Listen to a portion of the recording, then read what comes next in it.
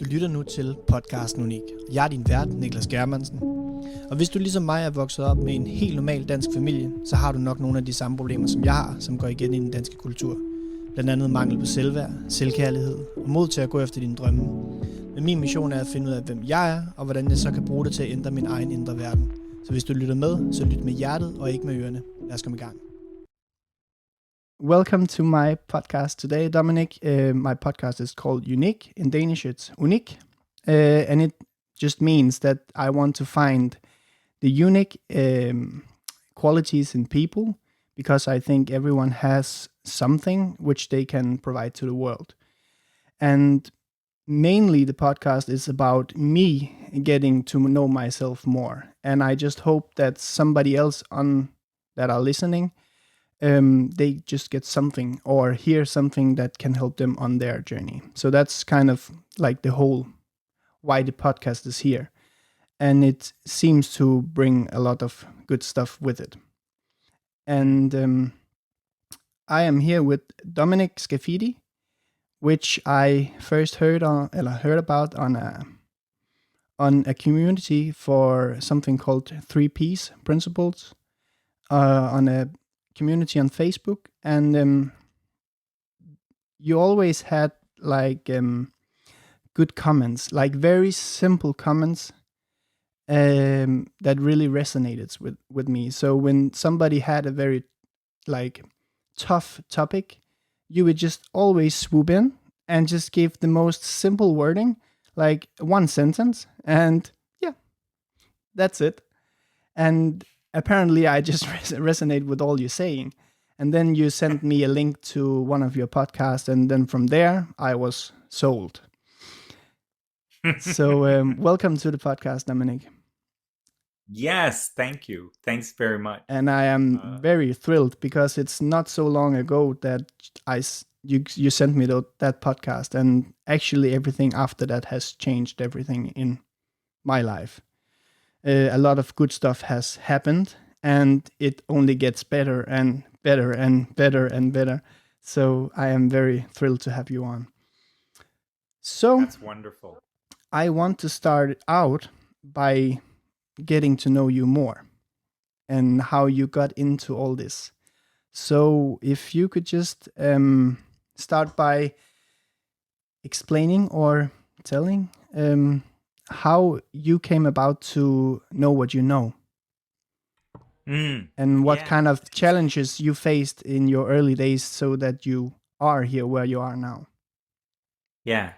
Well, and maybe a comment before that, which I think relates to what you said, and might be useful for listeners as well.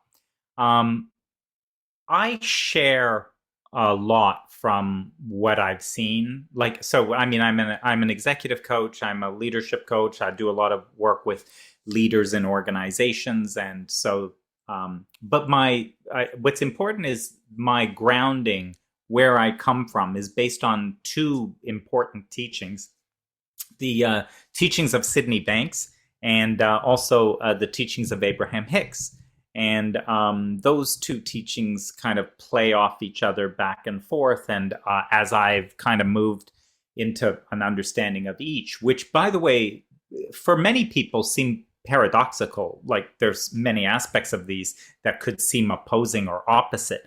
But when what I've been able to find is really how they are both pointing to truth in very different ways. And so from different perspectives. And there's something so valuable when I've been able to see what's in harmony amongst these teachings.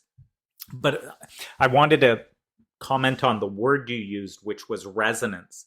When you said, you saw some comments I made, and then later you listened to a podcast that I had been on where I was being interviewed, and you spoke to resonance.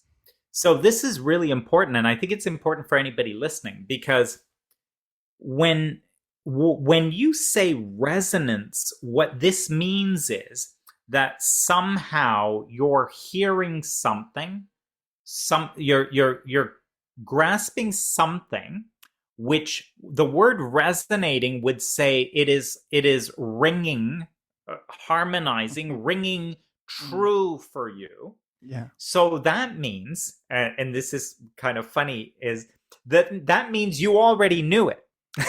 so so because if you didn't already know it, then you would have passed by my comments and you thought, interesting guy, whatever. I don't know what that's all about, but so what? And you would have passed by. You would have heard the podcast and you would have heard what I said. And you think, oh, it's kind of interesting. He's got his own perspective. He's got a story to tell or whatever about the way he's.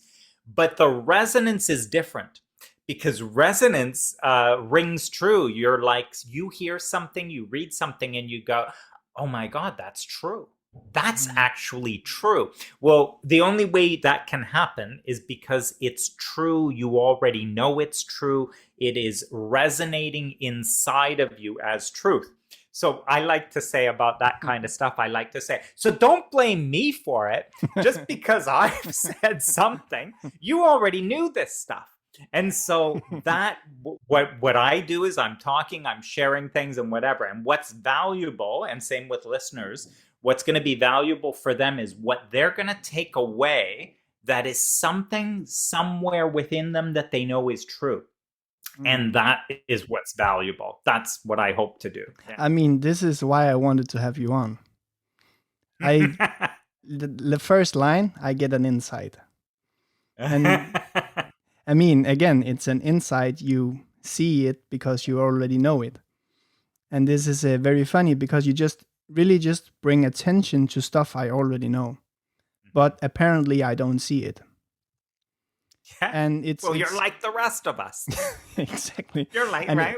And it's so, I mean, it's so simple. I have an episode with somebody. She's a clairvoyant, and she has a guide, and she told me, and she also is very much into the teachings of Abraham Hicks, and she told me that her guide told a quote to her. It was life's hardest and toughest process in life is to figure out how easy it is. And that's also something that just hit me, because it's really just after first I got the information about the 3P, and when I read Sydney Banks' book, The Enlightened Gardener, something just clicked. I was like, that's what they mean about thoughts create feelings. That's I literally got the wisdom at that point. So, and from there, then I heard something in whatever you were sharing about Abraham Hicks, and that just also caught my attention, and that also sounded true. So now I'm just going off on a tangent here, and really, nowadays I just look for whatever just is ringing the best, really all the time. And sometimes, of course, I get hooked up on the details about stuff, and really that doesn't work. Never, actually. The more I try to get clients, for example, I'm a personal trainer, and it has always been even now when I'm trying to word it, I'm trying to create something I don't want. So it's, I'm very careful about how I say stuff.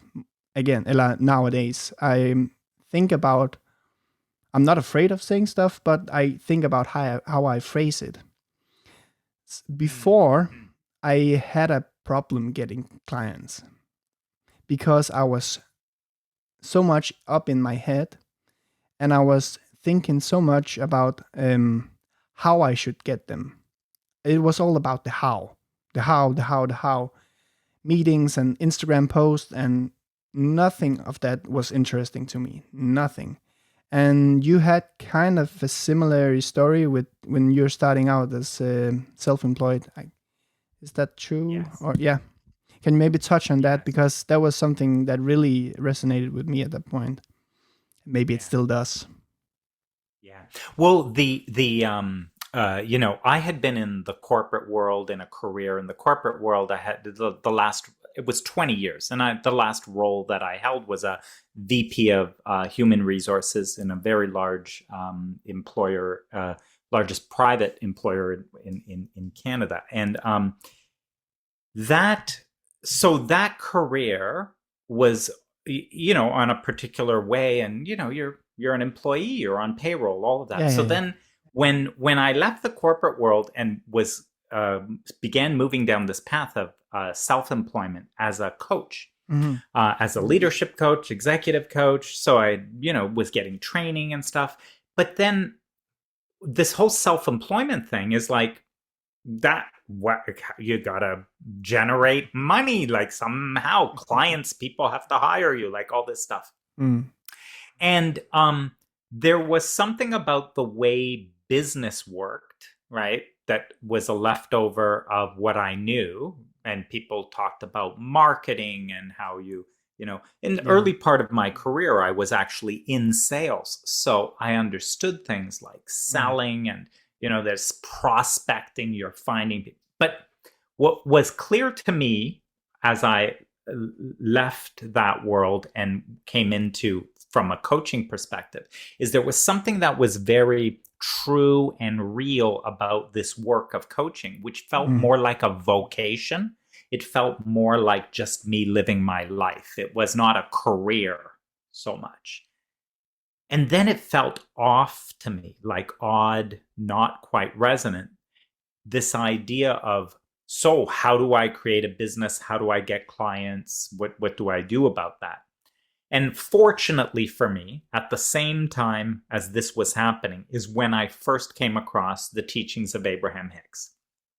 Abraham Hicks is a channeled teaching, is a woman called Esther Hicks who channels a collective consciousness, is how they say, that call themselves Abraham. It is a collective consciousness. It's not a person or a personality. And in that teaching, a lot about goes to who we really are, um, sort of our spiritual nature, and law of attraction it speaks to. And that helped me enormously, because what it suggested was that the way who we are, first of all, is a pure source energy consciousness, is how they describe it. And a part of us focused in this physical form as me, right, as Dominic, is a very small part of all that I am. So really, when you think about it, you say, I am far more than I think. This would be true of everyone. You are far more than you think. So there's the smallest part of you focused here. See, you So did it again. given, go ahead. Yeah, sorry. You just caught me again. You are far more than you think, because you're really using the gift to think, and you think something that is less than it actually can produce. I Right. mean, it's Yes. Yes. I don't know what it is with you, Dominic, but there is something which I just ring into. It's crazy. And sorry, just keep going. Well, if we look at that statement a bit more, see, when you're if who you are is pure source energy consciousness, you're an energy Mhm. before physical, right?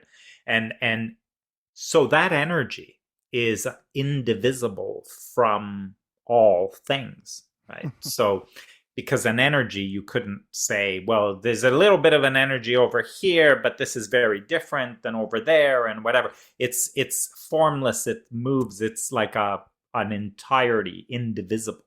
Mhm. By the way, we can be very practical with this, because some people will say, well, how do you know this? How do you even know this is true? You're just making this up. But what I always say is, well, hang on a second. We can examine this for ourselves. We can look, right? This is Yeah. all about, you don't need to believe anything. You can kind of look for yourself. So, on the one hand, you kind of go, well, who am I? Well, I'm this physical body. Like that for sure I know. Because if I touch, right, myself, and I can kind of see physically, I'm this. This is me. Okay, so that's one thing. You're physical. So you get that, right? What else do you notice about yourself?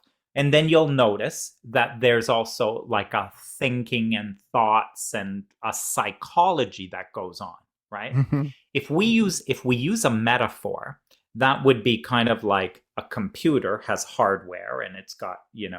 certain capacity and memory and that. And then a computer has software. So it has a psychology and it has a certain memory and data that's on it, right? So there's thinking and things it knows and experiences. So far we're like kind of there, right? Yeah, So yeah, you go, well, yeah, that's me. That's me. That's what I'm like. But then we say, but notice there's some other thing going on here. And how to access that is it's like, notice that you're breathing, like, notice you're breathing.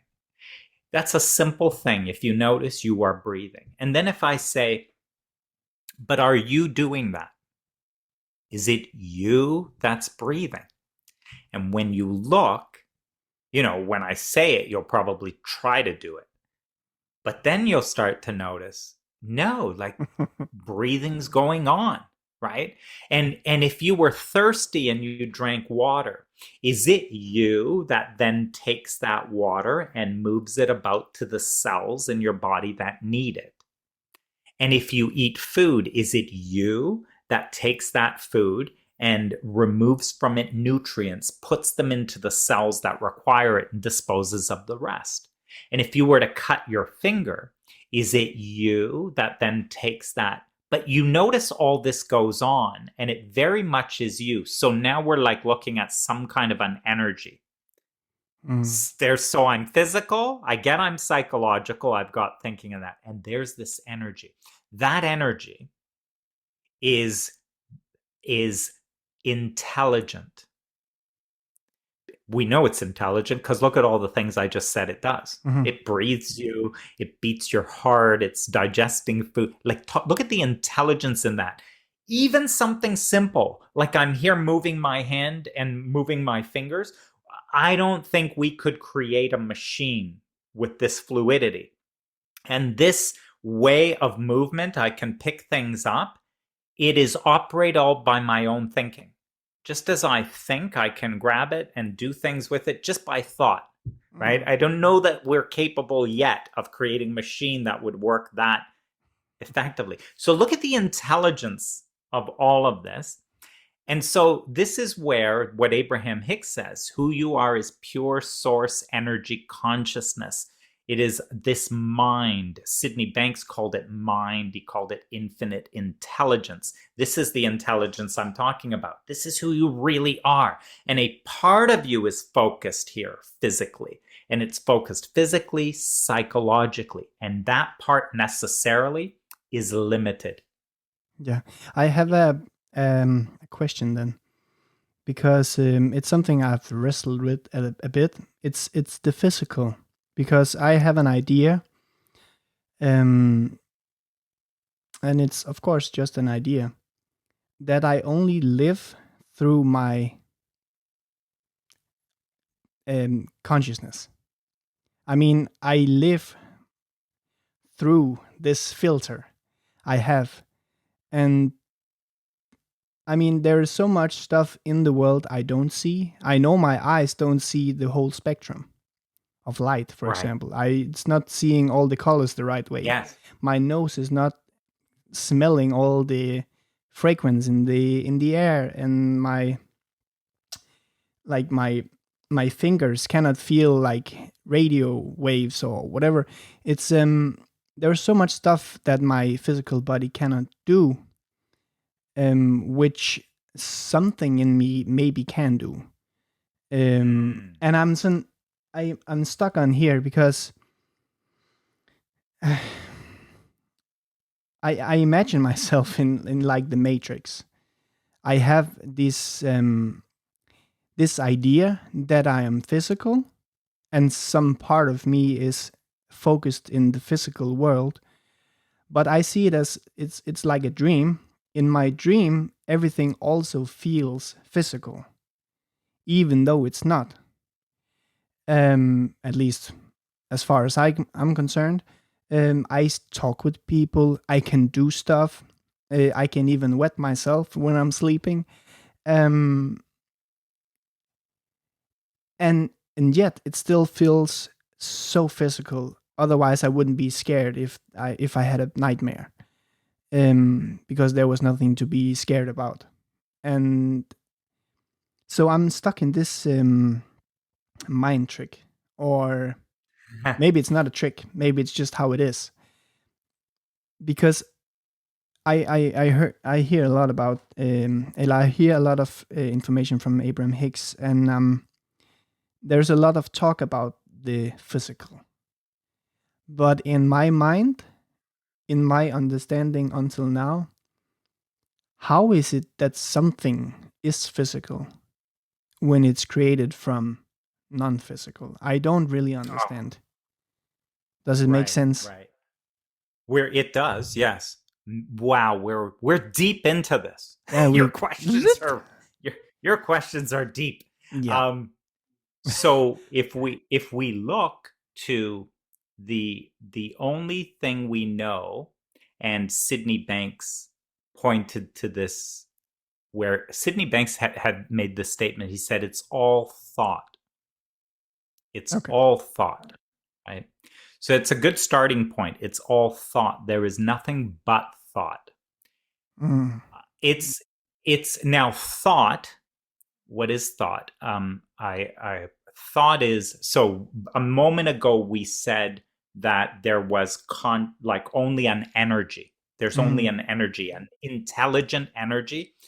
But so this is where if you look at the three principles and teachings of Sydney Banks, the first principle is mind, this intelligence, right? So that was the first. It's a formless energy, mind, intelligence, the energy of all things. It is like that. Yeah.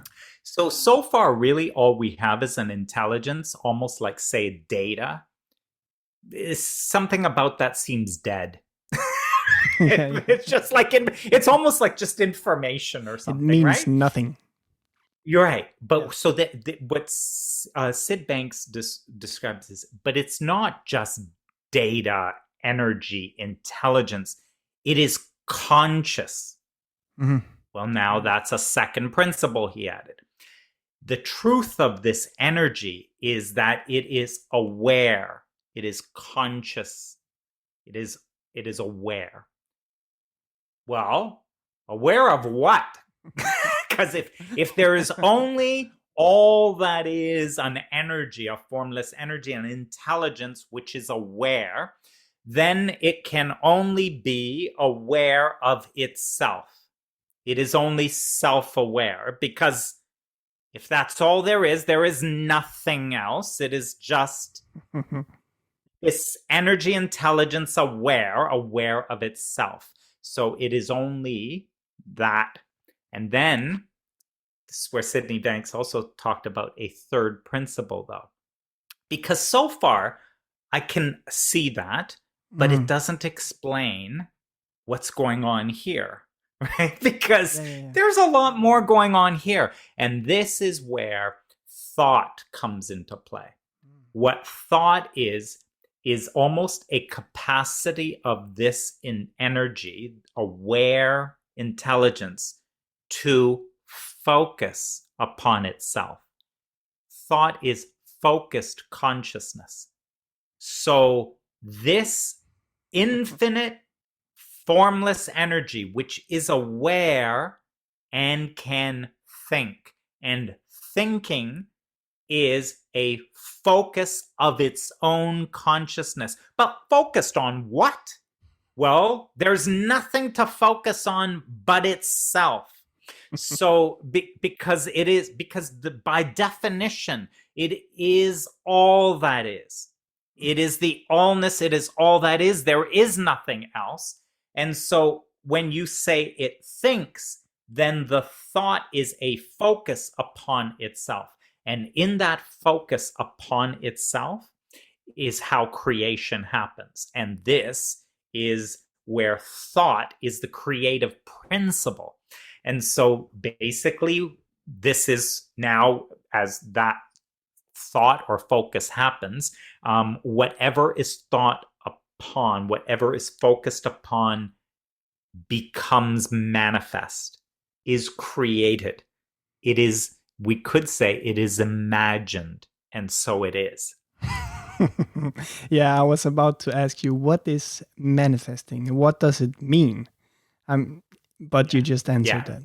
Yeah. So it's really just focus on the imagination. In short. Yes, because in the end, this is Sid's statement. In the end, it's all thought. So it's all thought, and thought is a focus of consciousness. And so it is, I mean, like can imagine. it seems real because I have an idea. My sight has been bad since I was little. My eyesight. Yes. I think I use -6 or something like that. So I'm kind of blind. I'm like but so of course I use glasses or contacts.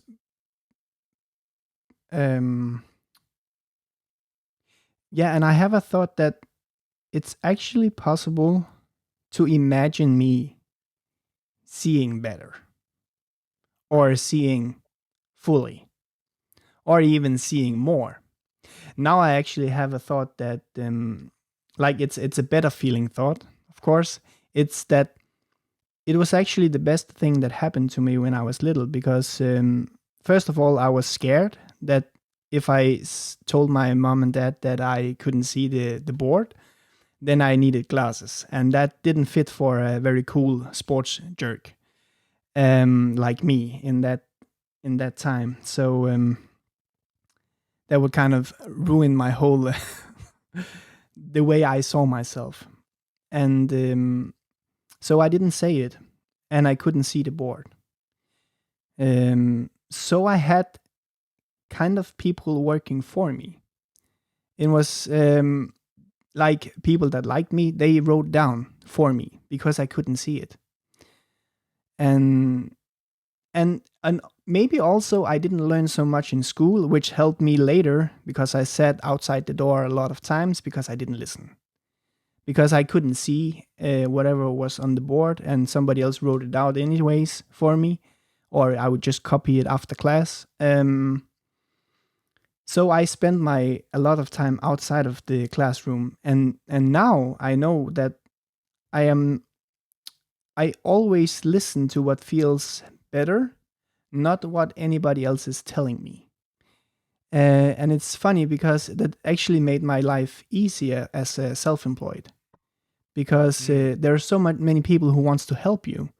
Of course, they do it with a good heart, but a lot of them didn't try it themselves anyway. So, and there's so much good advice out there, and and seems to come from people who haven't tried it.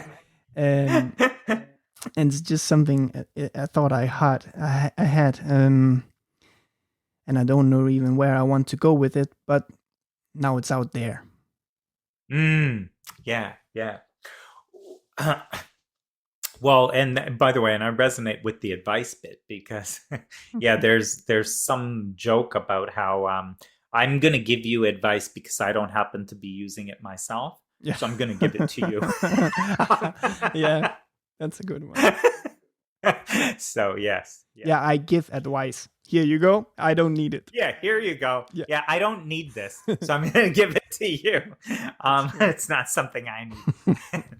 But That's very true. but you're I when we were talking at the beginning, when you were talking about how you had this hint or this idea that maybe things could be easier. Yeah. We're really pointing to that there is something effortless in who we really are. Yeah. Because you said, well, I just had the sense like this business, maybe it doesn't need to be that hard. Like I'm making it hard. It's like a lot of work, but maybe I just sense like it doesn't need to be this hard. Yeah. And this makes sense because you are creating something. You're, a business you're creating. It is manifesting. And so perhaps an effort and hard work is number one, unnecessary, but number two is in fact in your way of creating. It's actually in the way. Yeah. You look at the most important things, like what you couldn't do without. and it is completely effortlessly happening. For you to be alive in this moment for the next, for like 100 years or something, right? What exactly are you doing about it? Like, is there anything more important than this? And like, what are you doing about it? And what have you ever done about this? Right? So already when you look at the most important thing, which is the fact that you exist, that you've shown up here, that you are about living out this 100 years. You are participating in things and have children and do different things, and you look at how much of this most important stuff is completely effortless. It is happening. And so then we take some minor aspect like dollars or money or having clients in a business. Suddenly I think that I need to do this. Mm-hmm. This is for me to do, right? And it's kind of like, what a minor thing in comparison to my whole existence. Yeah, I actually had that point because I heard another podcast from you with a woman where that exactly came up. That idea that where in the world did we think at some point or came to realize that we needed to do something hard in something where it's what is so big as life and so complicated as life, and we think we needed to do something like that's harder than that, and we didn't do anything to get it in the first place. And that point also resonated with me a lot because after that, actually my first podcast, I talked about that point because it's so good. It makes me think that this is actually easy. And it should be easy. It should be even more easy than I think. Maybe I can think up a way to make it even more easy than easy. Maybe I can like create a guidebook to make it even more easy than easy. Yeah. So yeah, that's what I'm trying to do. Right. Now, and here's the thing I'll say about that. Just one thing in the wording of how you said it, right? Where you said maybe I can think up a way to make it easy. So notice that wording. In fact, if it is easy, there is no thinking up anything. There is only a discovery. There is only an understanding of how it is. Do you see how easy it is? Even there, it's like, oh, now I'm going to use some thinking and some effort to actually think up how easy it is, when it's even easier than that. And there's something to see there, which is where all of the effort comes in. Mm-hmm. All of my effort, all of the hard work, all of the problem with what I desire and living it, achieving it, manifesting, creating it, is my own interference. Yeah. That's the only thing that slows anything down, is my own interference. And all interference, all resistance to what I desire, my true desire, all of that is always thought. It is all it is thought. That's it. Okay, then another question came up. So do I have a desire which was there before I was born, which I wanted to be discovering? Or is it something I create on the way? Great question. So, and great question. And, we can only speak of these things in metaphor, right? Yeah. But let's look at it in metaphor. So, because it's a bit of both.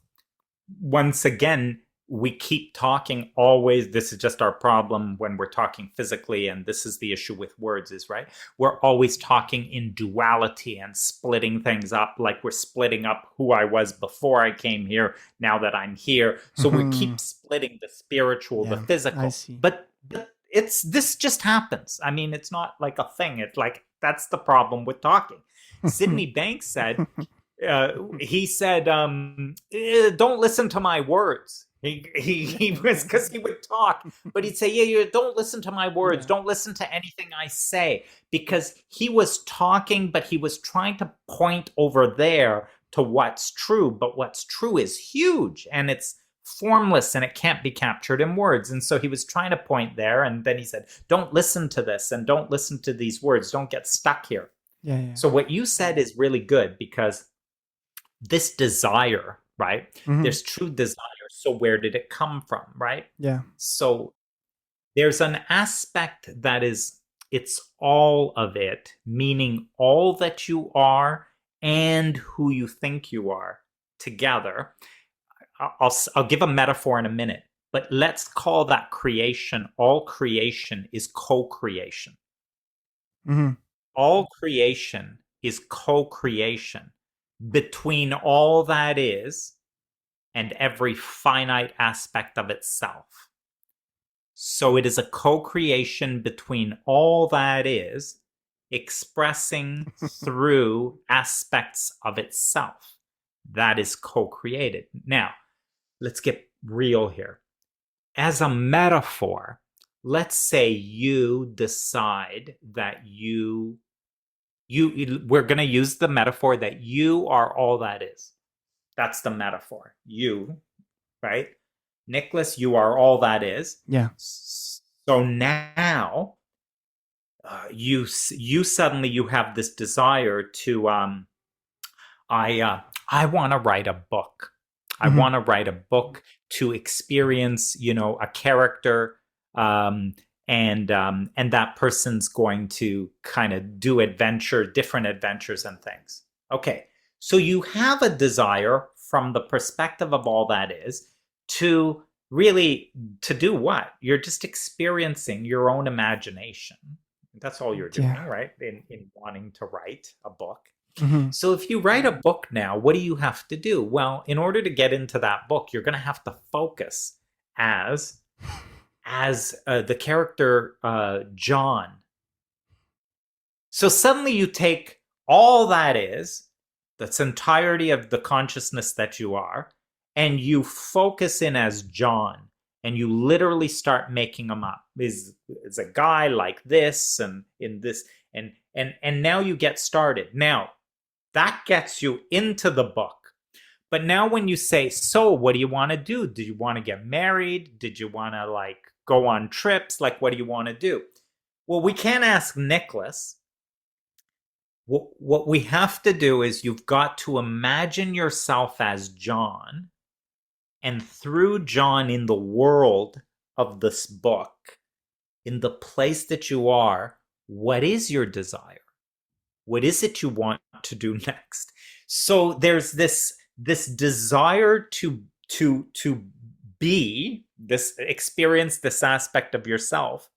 But yet through the finite version of you, that's John, that you are imagining, there is evoked, I want adventure, I want to experience love for another person, I want to experience, and now you are creating what's next and what's next in the story. So it's kind of like that, I'm using dualistic language, but it's the two of you are doing this together. So both of you are creating. It's one thing, but it's from the bigger and the finite version of you co-creating together. What happens next? What happens next? What do you want to do next? Okay, so I think about the analogy I had before about the dreams. And I heard co-creation at I think I heard it as something where you are co-creating with somebody else. I mean, you just phrased it at the aspect like the whole and the aspect of myself. and I didn't hear that before. So I was thinking about co-creation as something, okay, Dominic, you come with a thought. I either accept that thought or not, and that's kind of co-creation. If both of us accept it, we can take Corona, for example. The most people were accepting as that's how it is, and that's how it is. And that's like a joint creation or whatever. Yes, mass consciousness thinking and creating. And then again, because I keep coming back to my dream analogy where it feels like, it feels like there is others. Definitely feel like there's others, but I have never experienced others outside of my consciousness. Excellent noticing. So I'm very confused because it seems to me that there's no difference between a dream where I make it all up. Also, what people say in the dream, it's coming it's coming from me, but it feels like it comes from somebody else. How can I know that there's a difference between a dream and this dream? I'm in here talking with you, Dominic, because anyways, when you say stuff, I say yes, yes, yes, until I hear something that rings to me. Yes. And which you already said, it's something I already know. So it's like you already know, and how do I know it exactly? Is it because I made it all up in the first place? That's my. I'm in a loop here. I don't know how to get out or in or up or down. Well, and so we don't have to. This is just understanding. We just deepen our understanding of what's going on. In other words, when I look at it at surface, it looks like I'm here, you're there, the clients are there, and all of that. So we're separate, right? So kind of working like that. When you look as I'm kind of doing shortcuts of maybe how to see something, but a moment ago when we said the part about there's only the energy of all things, it is conscious and aware, and it is aware of its own focus, right? So there is that I described as, let's say, the divine or the totality, the infinite, the eternal. If we look for ourselves, we are made in the image of that, let's say, right? We are we'll just keep it in as separate, right? Like a separate.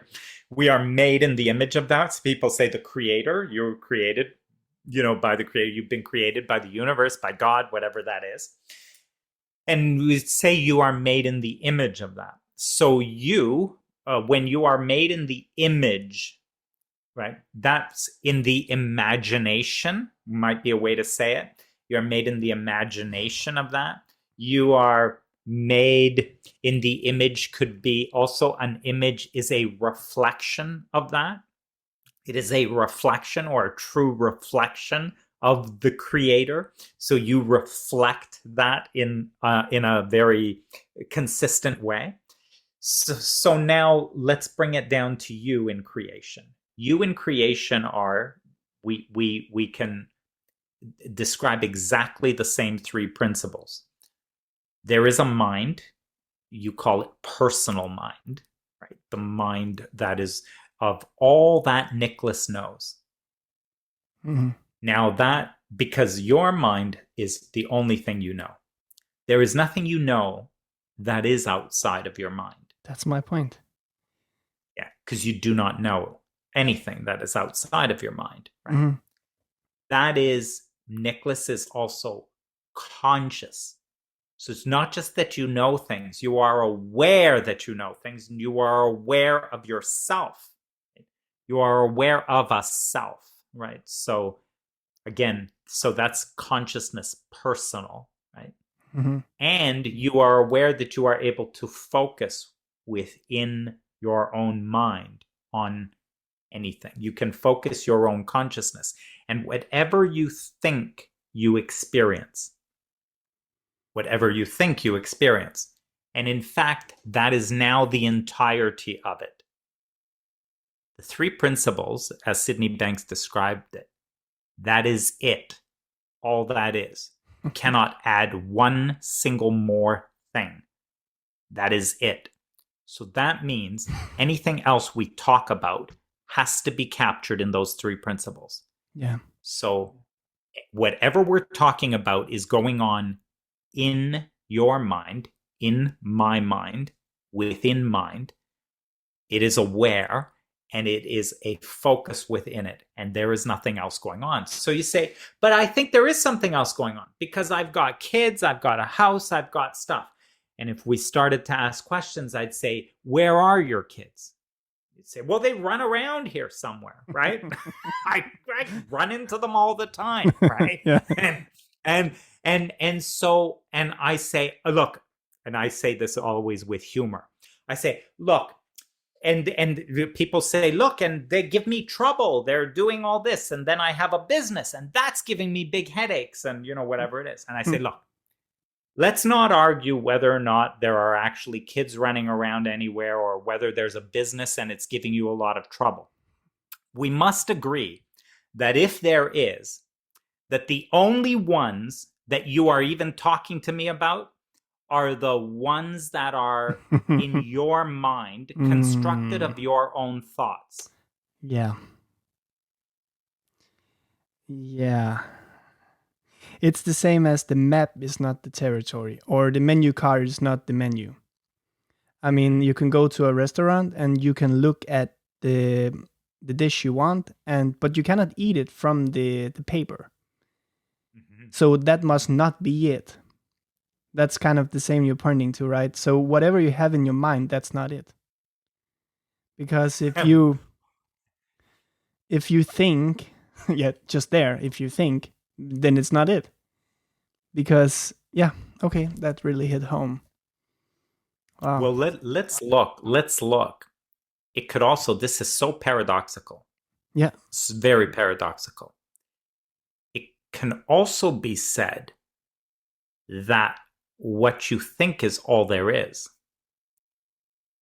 So, in other words, the only kids you've got, the only business you are dealing with is the one you are thinking about. You will never deal with a real business. And you will never be dealing with real children that are outside of your own mind, created with your very own thought. And I know this is true because we can have like disagreements with people, and I mean, if everything was like so factual like they say, why is there so much misconception? Why aren't we all agreeing? It doesn't make sense.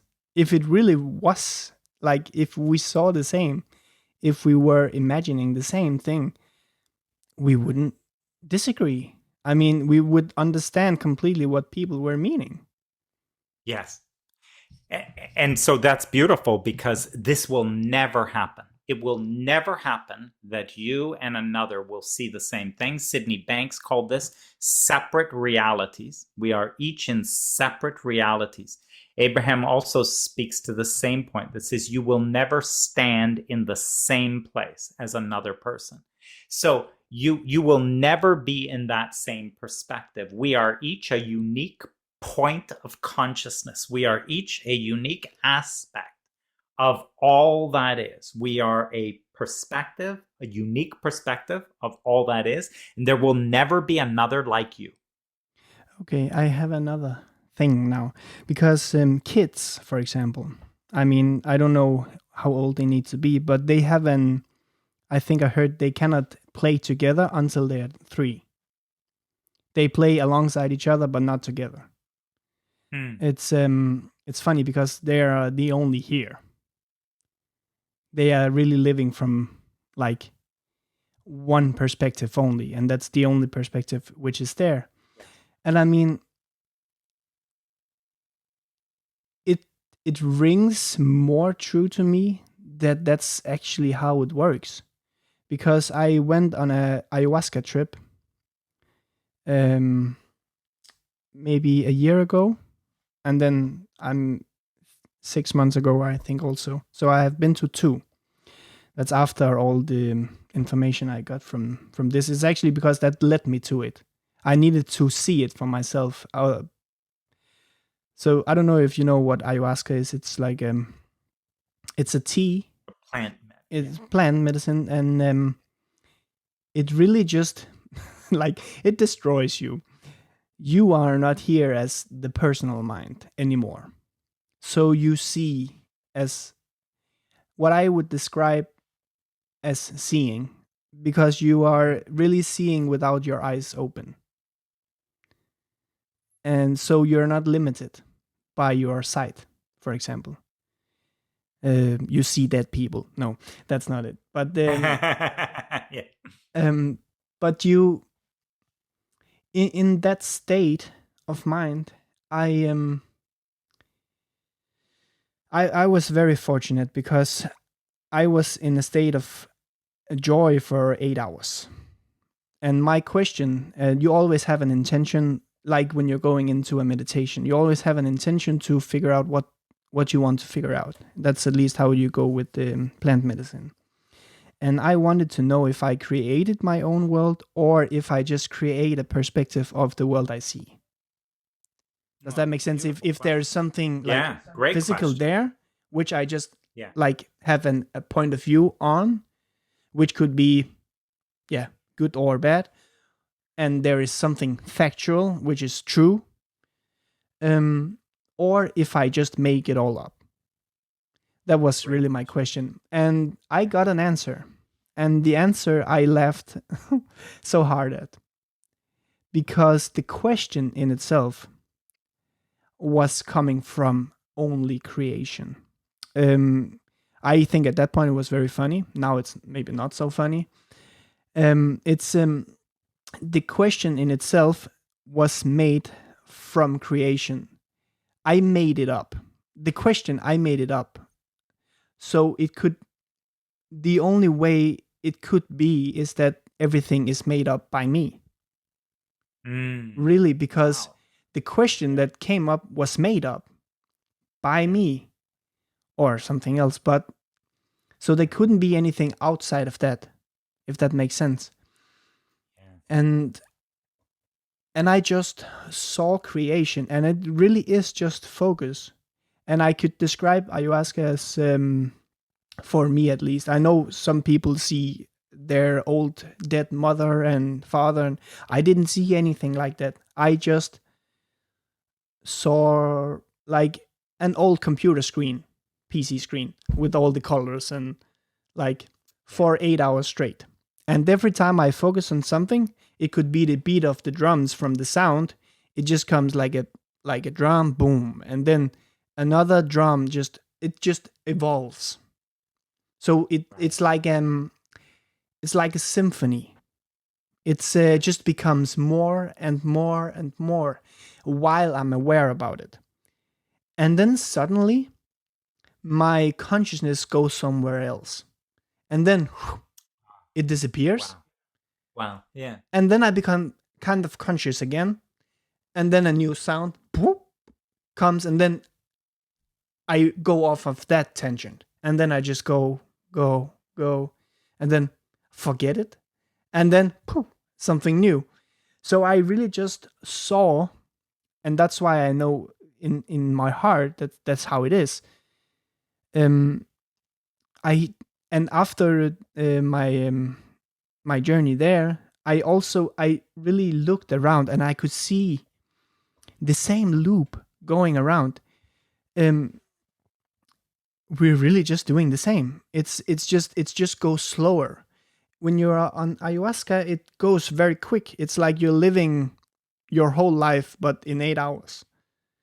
Yeah. So there's a speed, and it's instant manifestation of thought. So you see it right away. Whatever your conscious is about, it's there now. There's no time. You don't experience time. Here we experience time. There were no time, and I haven't even thought about time. It was not relevant because it was just, this is a good feeling. I just go there. I was there, and I was laughing very hard, crying at the same time. I was there, totally. And then it went to something else, and then I was just laughing. Right. And then the other people in the room, they felt my laugh or whatever, so they started laughing too. And we're just like, go and yeah, and I know for a lot of people it seems crazy and something psychotic but for me it was really just an experience of what I knew intellectually that I now know to be true, because I both have felt it, I've seen it, and I've seen it, like you're also saying, that we don't really have to believe it, we just have to experience it, like in real life. So and also I did your attraction journal, so I've done that ever since, and I can just see how it works. Now you're here on my podcast. And it's pretty funny because I don't know what you're thinking about this being on my podcast, but for me it's a very big thing. Maybe it's the same thing as you, or like having Esther Hicks on your podcast. I mean, that's the same leap for me. Yeah, if that makes sense. So, well, it's a big deal for me, because for me it's like you reached out. So you reached out on Messenger, you reached out to me, you told me all this. So to me, and you said, hey, I heard your podcast and I saw your comments, you said to me, all of that. And so to me there's just like that, to me is like this amazing manifestation. Yeah. Like, really, what was I doing, right, to manifest this opportunity? Yeah. Right? I'm just like doing what I'm doing, talking, whatever. And somehow, law of attraction, this energy resonates. And I have no idea. Like, I have no idea who's resonating with. And this is what's different about before versus today. Like before, I'm like, oh, well, I need to find people to connect with and find like all that, right? Mm-hmm. Well, but it's already doing that, right?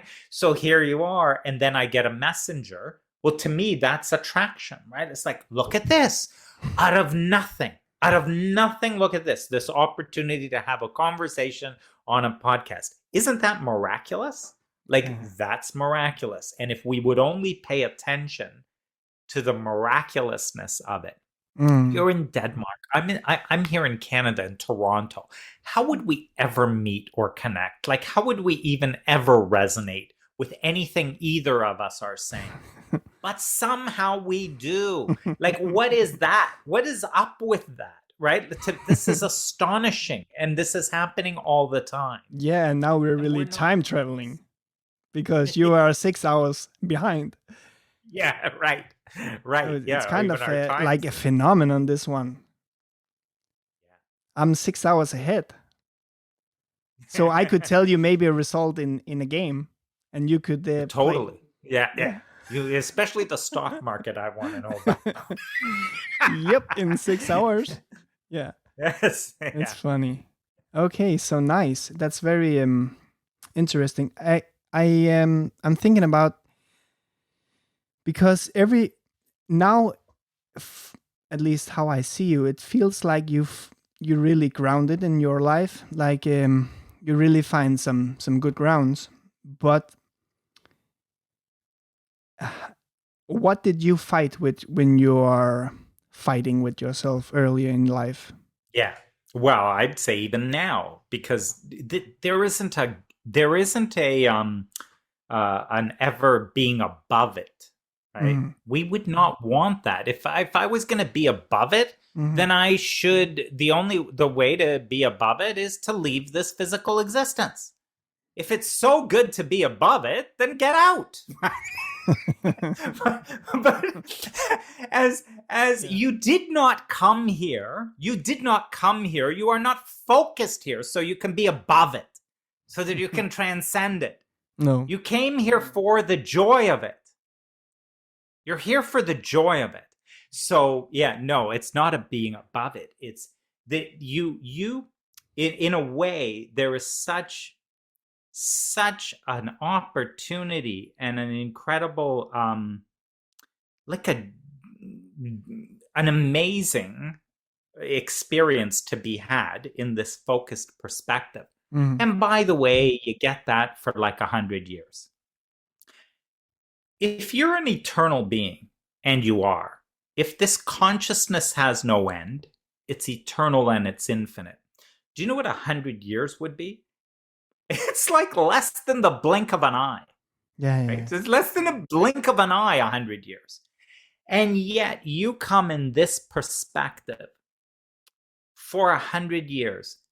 This you will never be again with where you came in, to the parents you came in, with the background that you came in with, and then the kind of experience you began to experience. This will never be again in all eternity. And that is something magical. So here's the thing. It's like, you don't want to transcend it. You don't want to get above it. You don't want to be beyond it. Get into it. Life is for you to get into it. Life is for you to engage with it, not to think it's like something to be overcome or to suffer your way through until finally you can enjoy your non-physical nature. If that's what you wanted to do, you should have stayed where you came from.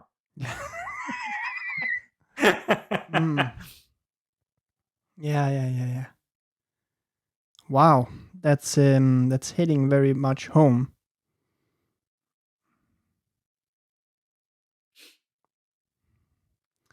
So, how long have you been looking up all this stuff? You know, I'd say the first. So I'm like 58. And the first sort of about 30 years ago would have been the first kind of big shift for me. And it was Landmark Education. It's called The Forum. It's the work of Werner Erhard. And in in a weekend, I had this huge insight into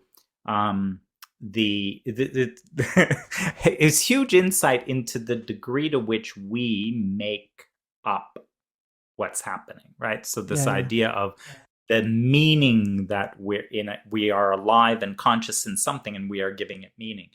And so that was very, very, mind expanding, and it helped me to sort of get to a place of where I really felt like a joy or a happiness that persists. So up until then, there was a hook on the joy and the happiness. It was hooked to something, right? Yeah. Well, if I have money, I'm happy. Well, if I'm in a relationship, I can be happy. When I get a house, I'll be happy. So it was like not finding actually the truth. Yeah. Because that just was an illusion of that. Yeah. And so that was kind of the beginning. And what I'm so grateful about in that work is that it allowed me to sort of then spend, how my life has been about the exploration of this pure joy and happiness that is always there, always, never, it's constant, it's never shifting or changing, but only my own awareness or realization of it moves about moment to moment. So in other words, there are moments I'm in pure awareness of it, and moments I get so hooked into but this is really important and we got to do this, and let's argue about this because something is right and another is wrong and right. So there's these moments of real getting lost and then kind of realizing nothing serious going on here, right? So it's, it puts it in perspective when you are telling about the how little we are, like a moment, like a blink, like that's 100 years. And I'm 30 now, so 100 years, that's 3 times that. It's Right. it's not even a blink. It's a I don't even know how to explain it, but it's less. Right. And somehow I think it's so important. I think, Yeah. or serious. I'm taking it so serious. For God's sake, I don't do it anymore. But there are still subjects which I take more seriously than others, which for some reason just seems very hard. And that's correlated, right? Yeah. So the subjects we take seriously Yes. are hard. Yeah. They are hard, right? Mhm. And the correlation is there where I take it seriously. I'm really trying to think about it. I'm really wanting to figure this one out. This is so important to me because I want a business. I want a relationship. I want this. And I got to figure this out because I haven't figured it out yet and it's not there. And the correlation is that amount of hard thinking. Yeah. Because that amount of hard thinking can only be coming from my tiny little finite perspective. That's it. Because if I move back to the author, if we take the metaphor, if I move back to the author who's writing the story, that is all that I am. I write it easily, effortlessly, because from an infinite intelligence, you can author anything. There are no limits. You can author the character and you can have the character do all kinds of things. And by the way, you're the writer of the entire story. So if you want the character over here in this place or creating something else, you're doing the whole thing. So it's a connection of infinite intelligence to all that is. So from that point, there's only ease and effortlessness and it all manifests. But when you forget who you are and you try to be the character to try to make things happen in life, now you're only using, I was going to say you're using half of you, but it's not even half of you. It's not even 1% of you. It's a blink of Could you an eye imagine? of you. Yeah. It's a point something, it's nothing. And you're trying to use that energy, that thinking, that intelligence to move your life forward. It's ridiculous, right? Like, no wonder it's hard. So how do I do it then? Well, this is where we are so lucky that you cannot be in a moment in time without being present to all that you are and wisdom in that moment. Wisdom. So how do I do it? This is all about an understanding. All of my power is now. All of my power is in the present moment. Because in the present moment, in the now, I'm connected to all that I am. If my mind goes to what happened to me, which is really limiting me today, because now, that's the reason it's hard for me today because of what happened to me. Notice I'm no longer now. I'm in some thinking. Yeah. And it's not even true thinking because whatever happened to me is not happening right now. This is what's so funny about it. I go, you know what? I can't because my parents weren't the such and such and I never had the opportunities, right? But this is not happening right now. But the thing is, this is a thought. It may as well be happening because I'm talking about it as if it is happening. And that's the thing about thought, right? Because thought is now, happening now. And so whatever I'm thinking is happening now. But here's what's important is you cannot think against yourself. You cannot think in opposition to who you really are, to all that you are. You cannot think and oppose your true desire and feel good at the same time.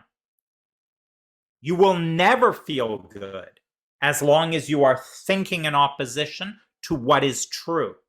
What is true about who you are, your true nature, and your true desire. If you think in any way that opposes it, you will feel it immediately, and it will not feel good. This is wisdom. Wisdom is guiding you all the time.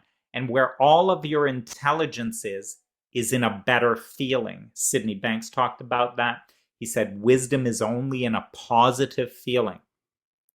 Why would he say that? When he said, Sydney Banks said, wisdom is only in a positive feeling. That's because this little guy that is you is beginning to think thoughts which harmonize with infinite intelligence that knows who you really are, your true nature, and your true desire. When you are thinking in alignment with that, in harmony with that, when your thoughts harmonize with it, it feels like bliss. It feels like love. It feels like abundance. It feels like peace. It feels like joy. And Joseph Campbell said, he said, follow your bliss. Follow your bliss.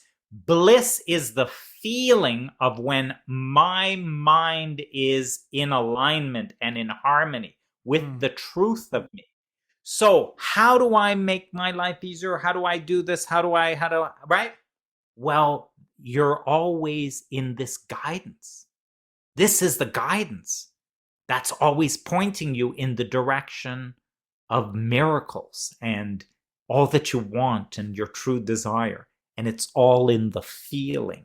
And you can feel when you're moving with it, and you can start to feel immediately when you start to move against it in resistance. The feeling is gives you everything. So when you have, let's say, can you come with an example from your own business life or private life where you maybe sometimes have, like, the ship is going the wrong way? So what do you do when Oh yeah. So when you feel the ship is going on the ground, what do you do? Yeah. Well, see, and it's all and by the way, with it too, it depends on at what point do I notice the feeling, right? What's a recent example? Recent example for me, the one that I gotta lighten up on, is I had this desire, this kind of inspiration that I want to write a book. Right. Yeah. And I had never had it before.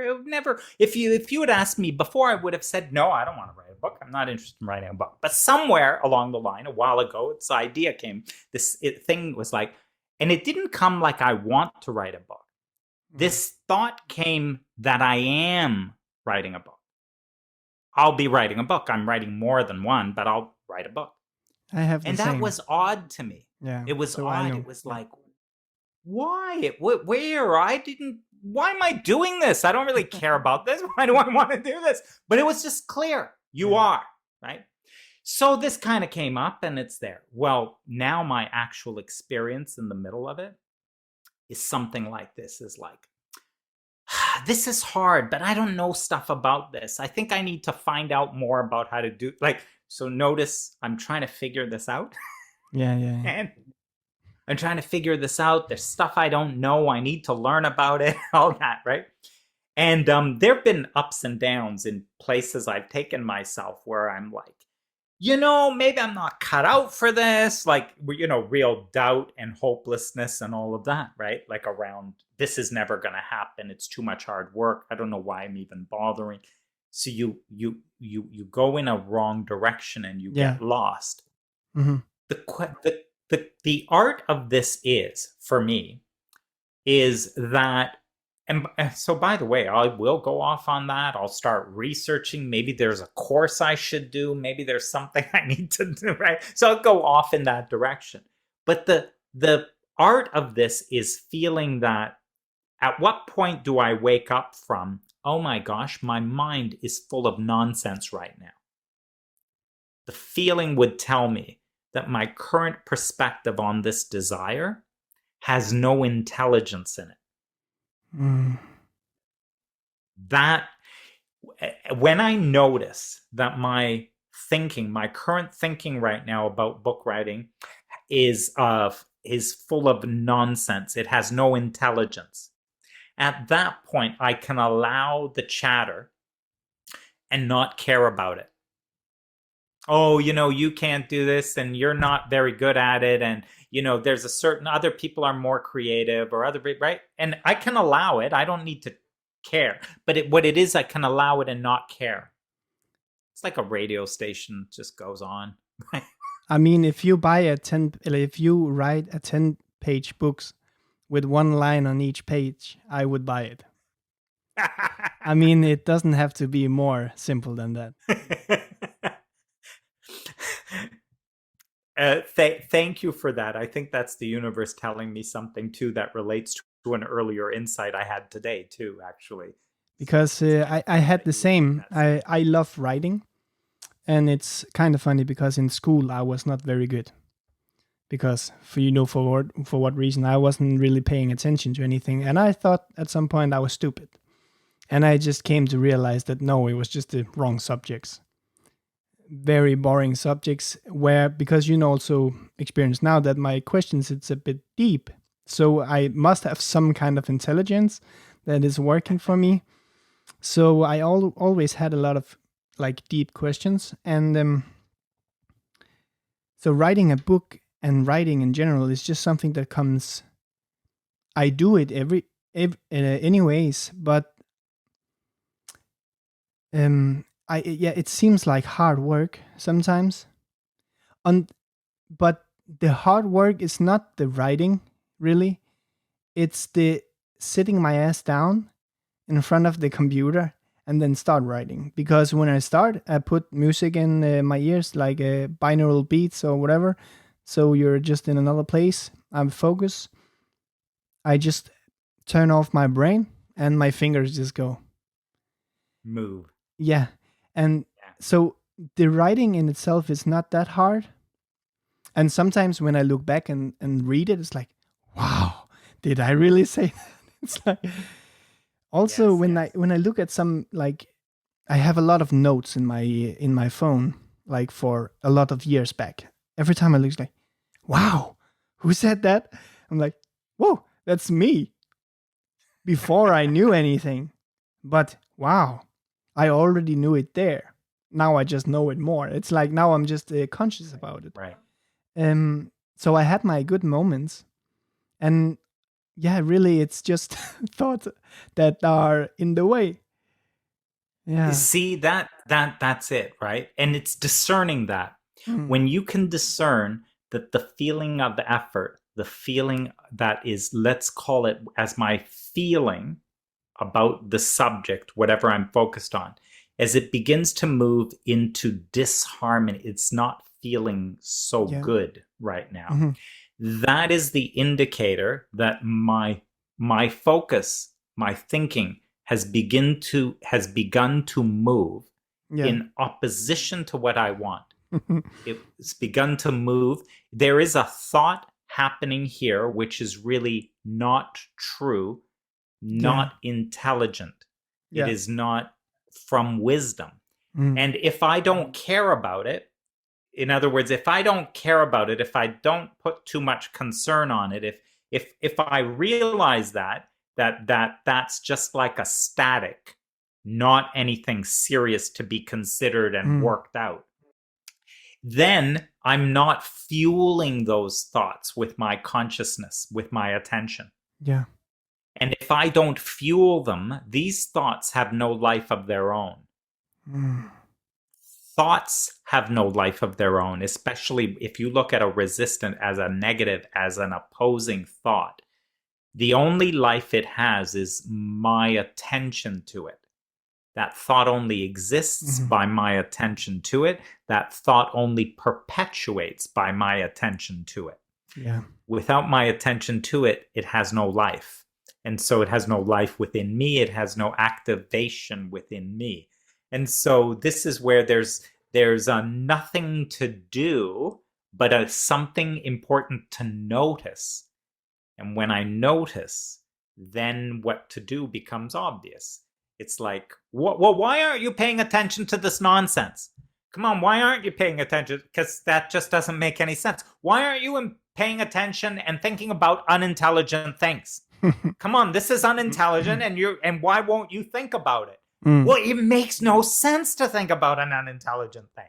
And once you know the feeling of an unintelligent thing, a thought, then you just don't think to go there. It doesn't make any sense to go there. So what is it that it makes Why is it that it's so easy to go for whatever holds you back from doing stuff? Yes. I mean, it's not easy, but we tend to go like in look for the worst scenario. Why is it that that's the first place we go? Well, because some thoughts have momentum to them, and this is where law of attraction has been helpful. In your life, there are thoughts that you've thought about a lot, and thoughts you keep thinking a lot. And many of these are conditioned thoughts. You talked about children, right? You talked about children, and you said that when they're really young, they're just kind of on their own, and then later with others. See, what happens with children and us, what happened to us too, is that there's something about, this will sound negative, but it's not really negative. But you get conditioned, right? Imagine that who you are is God. You are this like infinite, full of possibilities. And now you are focused into this three-dimensional, physical, taste, touch, smell, world. Is like, welcome, and let me give you some rules around here. Like, it has to happen. It's kind of like, let me tell you how it works around here. All right. Like, this is the way it works. There are certain things. If you want a house, you have to build it. You need to you're going to have to gather some material and other stuff. By the way, no one's going to give it to you. So you're going to have to get some money to get this is the way it works around here. Right. And so you kind of come in, people start to teach you. And by the way, for you to make it here, you do need money, and it's all not fun and games. All right. So you don't be thinking you're going to play here this entire time. We're going to teach you what it's like. So you get conditioned into the way it is, into what people have seen and what the world's been like. So there's a bunch of thoughts that are not even your thoughts, but someone said, if you want anything, you will have to work for it. If you want anything worthwhile, you'll really have to work for it, right? It'll be even harder still. So if there's anything you want that's really important to you, that's going to take a large commitment from you, and it's going to take a lot of work. And so this kind of went on, and we kind of picked up on it, all these sorts of things. So we have all sorts of beliefs, and we keep thinking them. We thought about them for a long time. So it's very easy. If I'm starting a business, and then I think about a business making money and thriving and all of that, instantly with that becomes, that's going to take some hard work, and that's going to take some time before it. What's really funny is I don't realize I just imposed that on it. Yeah. So now I just imposed these conditions. I imposed my own conditional thinking and belief. I often use this, often talk about Mark Zuckerberg.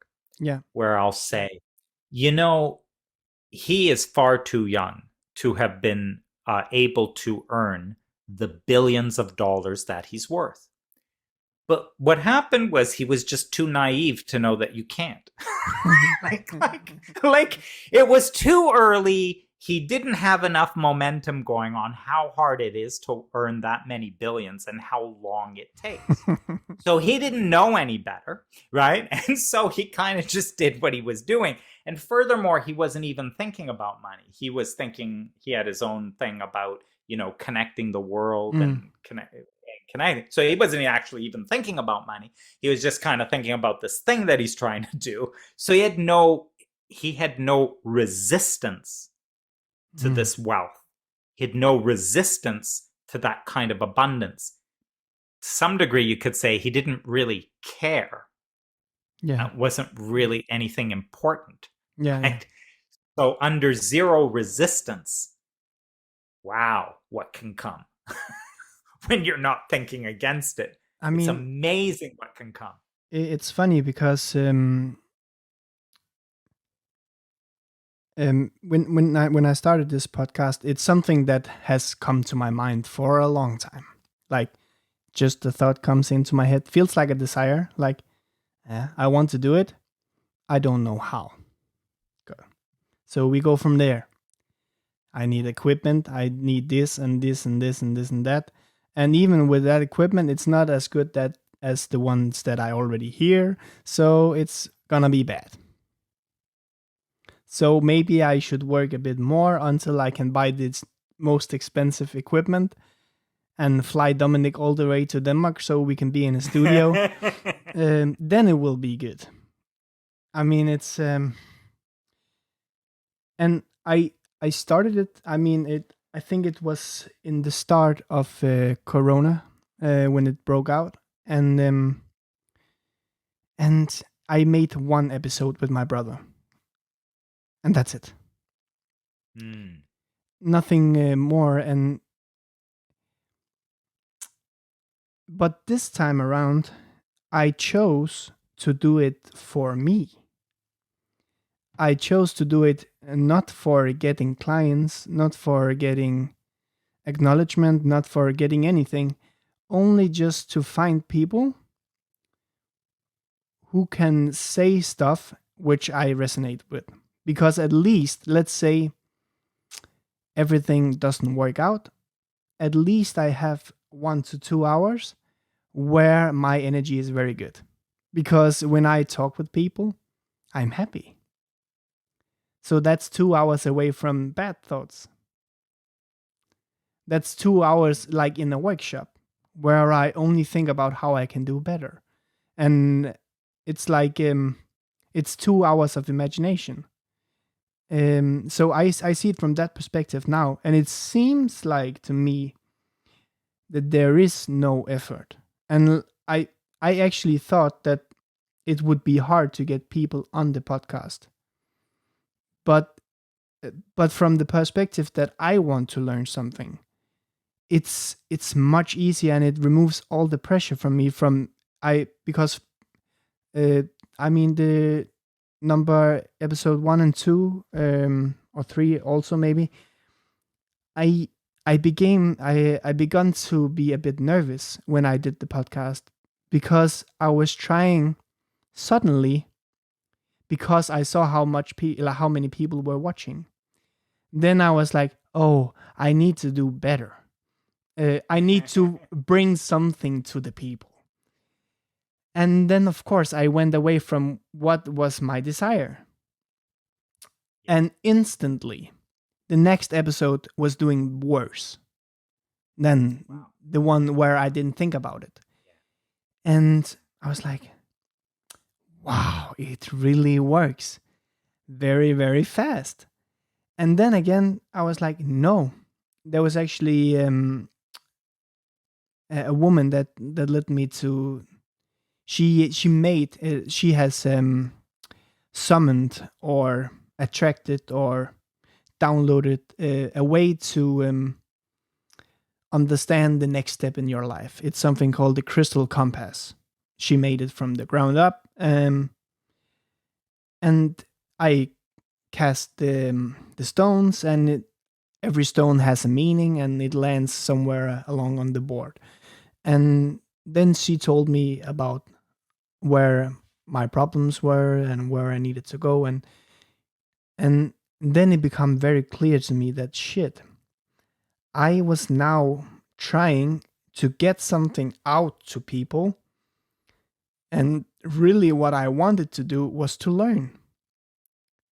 I don't want to and it sounds selfish, but I mean, I don't take selfishness as something bad anymore because Abraham Hicks told me that it's the best thing you can do. It's like, wow, good, you're on the way. So for me, it's like selfishness is like now I'm actually on the way to more good stuff, and even when I'm saying it in the podcast, it feels easy because it doesn't feel like a lie. I love it.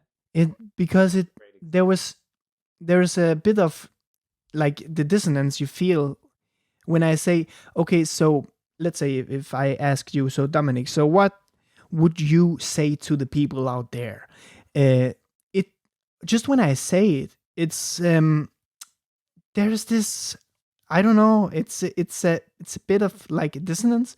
It doesn't feel good. It feels like I want somebody to learn stuff, which I mean, I want people to learn, of course, but I really do it for me. And I think when I do it for me, I pay more attention. I I get to questions I think it's funny, and people learn the real me. So it could be that actually they would want to work with me. I don't know. They don't know a front which is not really me, which they also maybe feel the dissonance with. So maybe they, and really I don't do it to get clients anymore. I had 2 episodes where I think, oh, I do it for the people, but that I fast throw that away because it's really not helpful. So it's only doing for me. I think it's very fun. I think it's very fun because either way, I have these conversations anyways with clients, my wife or my brother or somebody else family. I have these conversations anywhere I go anyways. And yeah, it doesn't matter. So now I just record it. That's it. That's the difference. That's a great everything in that story, and you're learning through it, right? Because Yeah. Abraham Hicks will speak to life that words don't teach, only your own life experience teaches you, right? So you could read this or whatever it is, but your own life experience shows you, proves truth to you, right? Yeah. Because it's always consistently manifesting in your own life experience, so you learn and understand everything from your actual experience. Yeah. The story is really great because you could see how, as it was easier, it's more successful. Mm-hmm. As you felt it getting harder, like, I need to actually do something now. This audience is getting big. I'm going to have to deliver value. Yeah. As now trying to think that up from a finite perspective. And what you said about the selfishness part is so important. When Abraham Hicks distinguishes selfishness, what that is me aligning and caring about only a harmony with all that I am, being in harmony with my true nature, with the truth of who I am, being in harmony with that, making nothing more important than that, caring only about that. Now, when I care about me showing up here physically and speaking and talking in a way that harmonizes with all that I am, that all that I am, which is all that is, wants only the highest good for all. So in my interactions and what I speak and what I'm doing would be flowing from the highest good for all. So I could not be in the most giving, generous, impactful state, making the most difference for people. I couldn't be at that state without being in that pure, selfish, aligned mode with that. If I cared about others, I cared about this other person wanting, I don't want to do this, but I should go do that. Yeah. Right? So disconnecting from myself, feeling that disharmony within myself, you will move to a lesser giving, a lesser state of what can be offered. So, you simplified it and you said, look, the truth of it right now in this moment, the truth of it right now is I want to know these things. Yeah. I want to know. I have questions. I want people on a podcast to speak with. I want it for myself. I want that. And notice, once you align with it, the universe brings you all others who harmonize. So those who are guests and those who are in the audience, everyone who cares about and who is ready to hear what it is that you're wanting to ask the questions about. And they show up without you doing anything because the universe is drawing them toward this podcast, to hear this podcast, to have this available to them. That's what law of attraction does. That which is like unto itself is drawn. Yeah, and it's funny because it has been very easy to find guests. And also they show up on time. And there's no cancellations. I haven't tried it. Amazing. So my belief about it just becomes better. And you know what happens when the belief just becomes better? It means like the next I have on is Oprah. I don't know. Yeah, there's a momentum and it gets faster and stronger and more intense, and in the momentum of that belief. So what do one do? I mean me. If for some reason I at a little moment think, oh shit, I don't have the next guest. Very good. So Very what good. do I do? Let's take that. So then you have that thought, and then that thought has potentially, it's got like, say, a pessimism to it, or it might even have like maybe even a doubt. Yeah. Maybe this is the wrong idea. Maybe I thought it was working out and it's not. Maybe it'll go into a worry or anxiety, something, right? Okay, like that. When something like that happens, right? So you cannot feel that way without thinking something, right? You must think something in order to feel anything. Yeah. And so here you are. Now you've got that. And the question I would say is like, and you kind of articulated there is, hey, what are you thinking that makes you feel that way? What are you thinking that has that feeling show up? And what was the thought? Pick the thought. What was the thought you said? Yeah, that's the thing. So it could be a thought that that it would be hard to find somebody. Very good. It's hard to find people. It's going to be hard to find the next guest. Actually, I think if I need to choose something that's actually real, it could be that how do I go about having a guest after Dominic? This is actually my thinking, and that's not a joke. Wow. So I need more guests. Who else? What else? What other guests? Now, think about that thought. That thought is like, who's the next guest that keeps evolving this conversation, keeps taking this conversation further? Now, if there's a thought like, oh, that'll be hard, or I don't know where I'm going to find them, I'm not sure I know of somebody, like a thought like that, thought like that, which brings a doubt. Thoughts like that. Yeah. So here's the thing. Is that thought from the finite mind, or is this the thought from an infinite intelligence? Who is thinking this thought? What a stupid question. Yeah. Yes.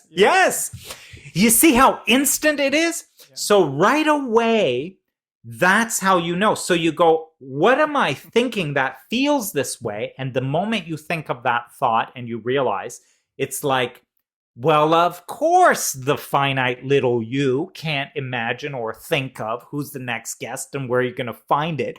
Luckily, the finite little you isn't the one who has to think of it.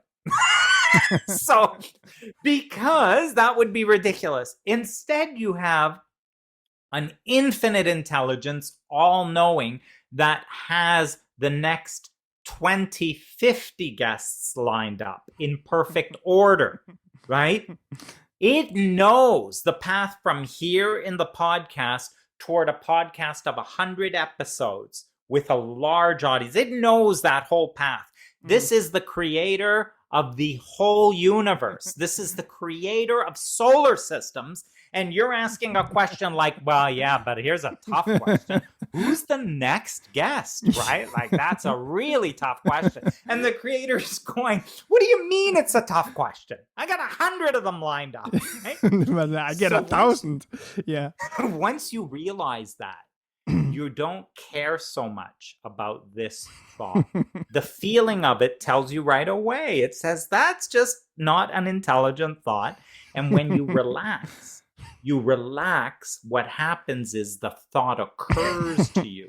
You know that the inspiration will come. You're going to find yourself on Facebook. You're going to be listening to another podcast. You'll be on YouTube. And boom, you're going to see exactly who the next guest is. And this intelligence is going to inspire you all the way there. Okay, It'll so inspire you to all that. I have another question, which is even more hard. So I cannot wait to put out the podcast, but right now I have so many that, and I told in my description I would put one out every Monday. So what do I do now? I can't wait for it. Does that mean I have to put one out every day? I mean, it's... Oh, and so this is a great practical example of it. I was thinking about Monday and Wednesday, and then the thought came up, so what do I do if I don't have enough guests? That's actually why it came up, because I wanted to, like, my inner feeling was like, oh, you should put it up. Come on, put it up. And I'm like, no, that's not good for what I want. But what do I want? I want to feel good. Does it make me feel good to wait? I don't know. So it's a great question. That is paying attention to the feeling, because there's wisdom in the feeling. Yeah. What are you prompted to? Because oftentimes the structure we've thought up from our finite perspective. Mm-hmm. Somewhere along the line, someone said to you, if you want to be successful with the podcast, I don't know, they make up all kinds of rules. They say, you got to be consistent. You got to drop the same thing every Monday, blah, blah, blah, blah, right? Like, that's the rule. And if you don't follow these rules, you will not have a successful podcast, right? And meanwhile, it's all nonsense. It's made up. It's like, and, and it's good to so hear. Then, it makes it like less resistant in my head, because there is sometimes where I want to put it up, but I'm just like, no, it's not Monday, 7 a.m. So I'm going to wait. Right. I'm going to wait. And meanwhile, what you begin to flip and start to trust yourself with is, but I have guidance. I have my own guidance. Mm. And is this guidance? And you asked a very good question. It sort of says, like, what feels better to me right now? Does it feel better to release it, or does it feel better to wait and do it on a schedule? Which feels better? And it's just a check, because sometimes it's like, it feels better that I release it and that I just do on a regular schedule. That feels good to me. Or it may feel like there's a resistance if I waited, and it would feel easier and better if I just release it instantly. Why am I making a big deal out of it? Why does it have to be that? Why wouldn't I just go with it? So it's subtle, but only you will know. Mm. And that infinite intelligence is guiding you based on what you want, what your true desire is. And you keep discerning all the time the feeling of what feels better. Should I buy more expensive equipment, or do I keep using this equipment? What feels better right now? What feels better? Do you know what? I feel pressure if I think about buying expensive equipment. I'm feeling pressured. I start to feel worried. Okay, hey, just stay here, right? Stay here, because the way you're thinking there has a lot of resistance in it. Yeah. And it's literally that easy when it's like, this is it. I use this equipment. Let's see what happens. Let's watch it unfold. And then there's going to come a point for you where it's going to be, you will no longer even be asking the question. You can't help yourself. You will be running out so quickly to upgrade the equipment. You won't even know what happened. Like you'll just be upgrading all the equipment and you won't even be thinking about it because you won't be able to help yourself, because the inspiration at that time, which is the perfect timing, is going to just say, this is what needs to happen next. I mean, I've done it so many times. Like, if I buy stuff from inspiration, it could be I bought an expensive mixer so that it sounds better and stuff, technical stuff. And yeah, that was a very good buy. I am very, very happy, and it seems like it has brought Dominic to the podcast. So it must be working in some sense. I don't know if it give me more confidence. And apparently, the ones I did, the podcast, I've done. You are my number 9, and the number 10 is a woman who wrote a book about the 3 principles. She also have like courses in education in the 3 principles thinking, and it's funny because the people I had up till now are somebody who has been trained by her. Some of them. Oh wow! So it's like it's leading up to, and I'm trying new equipment, try to see how it works and how does this sound, how do I make it with the computer, and how, like, because I'm technical but I'm not a master. So, and it seems like it just works out too. And she was actually the first guest I got on the podcast, but she could do it that date, and until then it was very easy to get the 9 first. It's like there was no work. First, I wrote on my Facebook, is there somebody who wants to share, like, whatever on my podcast? Somebody wants to share how they find more freedom in their life, something like that. And my Facebook friends are very supporting, so they didn't write anything. And I think you lost the sound. I'm still on. Yeah. Okay. Yeah. So I just went. You got a client now soon. Soon I will. Yes. So okay. So we'll begin wrap to it up. close. Yeah. I also just lost the thought a bit, but Dominic, thanks a lot for your kind service today, and it was a very. Yeah, I was blown away again. So now I can listen to this podcast every time I feel discouraged. So thanks a lot for being on. It helps me tremendously. So thanks a lot.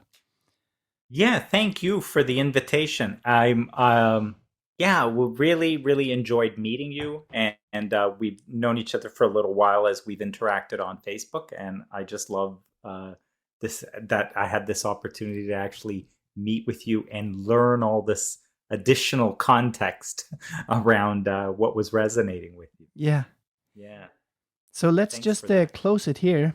And thanks for your time. I really appreciate it.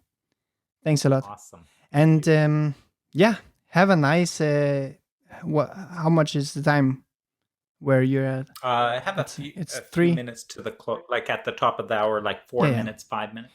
Okay, but I will just one thing before we close. If people like me or somebody else wants to work with you, is that possible? Or if they just want to learn more? Because I know your group is... Yeah, so to learn more about what we've talked about, an easy way to do is if you go to my website, which is dominicscaffidi.com, right? So www.dominicscaffidi.com, just my name. In there, I link everything. You will find, first of all, a ton of free resources. I do webinars. There's courses and things that are free, like they're recorded online programs. And you can just go, I talk endlessly about this stuff, and there's so much available there. Yeah. I will also, you'll see a connection there to a Facebook group that I have, which is called Ask and It Is Given. And in that Facebook group, we do conversations, lots of discussion and sharing about all of this as well. Yeah. And on my website, you'll see different ways of working with me, either through some group coaching stuff, some individual coaching as well is available. We can see whatever is appropriate. But you'll be able to tell as you listen to some of that, if things are resonating with you and you want to take it further, you'll be able to contact me and we can explore. Thanks a lot, Dominic, and have a great day. Yeah, thank you. Thanks. Bye.